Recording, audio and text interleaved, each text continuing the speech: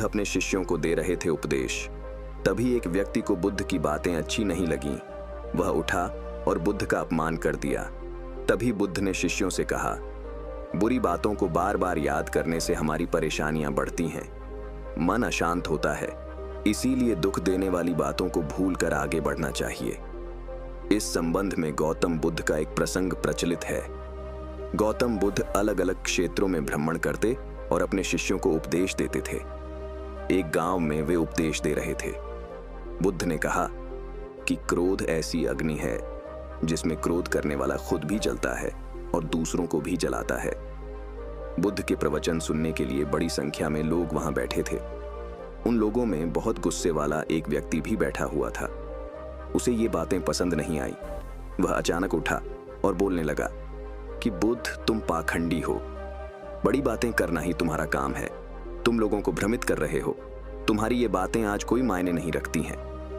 व्यक्ति लगातार बुद्ध को अपमानजनक बातें सुना रहा था। वहां बैठे सभी लोग ये देखकर हैरान थे कि बुद्ध ये सब शांति से सुन रहे थे, लेकिन कुछ बोल नहीं रहे थे।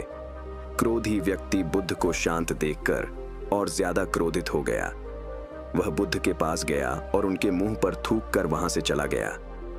घर पहुंचकर क्रोधी व्यक्ति का मन शांत हुआ तो उसे अपने किए पर बहुत पछतावा हुआ। वह बुद्ध से क्षमा मांगने पहुंचा, लेकिन उस गांव से बुद्ध पड़ोस के गांव के लिए निकल चुके थे। वह व्यक्ति बुद्ध को खोजते हुए दूसरे गांव में पहुंच गया। वहां व्यक्ति को जैसे ही बुद्ध दिखाई दिए, वह उनके चरणों में गिर गया और क्षमा मांगने लगा। बुद्ध ने उस व्यक्ति से पूछा, तुम कौन हो और क्षमा क्यों मांग रहे हो?